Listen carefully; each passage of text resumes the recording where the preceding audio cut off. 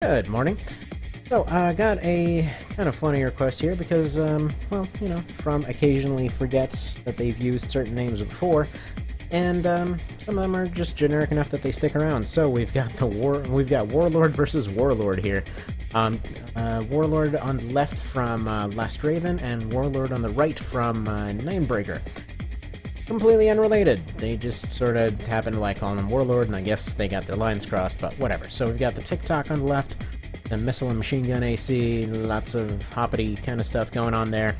And then on the right we have the Goliath, which does exactly what it sounds like. So let's go ahead and give this a look. I'm like 99% certain the tank is just going to dominate this without any question, but let's see if I'm wrong. Unfortunately, the whole wasp and spider thing doesn't necessarily apply to AI arena very often, because frankly, most of the AIs are just so dumb they can't properly dodge. So, there we go. Over there, taking all of those hits like a champ.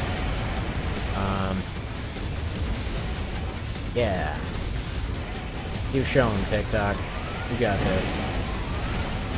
TikTok's actually a pretty good AC, and just in general, he's actually pretty good against most other things, but against the tank, no, he's like his main kryptonite right there.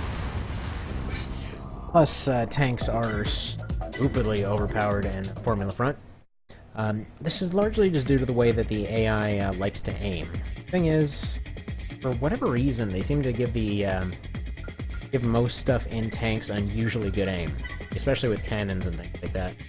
And that's the strange thing. Sometimes they do it with rockets. They'll usually do it with armed weapons too. They're usually pretty much on point with following their orders on how good you want them to be. But when it comes to tanks, I don't know, they just seem to get some weird aim bonus for some reason. And I'm sure that's not even the best way to really put it. It's just... I think it's just mostly because they have really good aim and can't really, they're just gonna do a lot better when it comes to anything with an AoE to it. So, can seem to be freakishly accurate. Their whole prediction shot thing, which doesn't always work with rockets, works fantastically with these weapons. Linear guns not so often, but when it comes to like grenade launchers, plasma cannons, that sort of thing, they are just observe. Another advantage that the Ticktock has is that somebody in the dev team hated those 5-shot missiles. Here's the thing. The 5-shot micro missiles, I see them showing up every now and then. They're trash. By comparison, for like damage to weight and all that, like they don't weigh very much, sure. But here's the thing, they don't put out that much damage.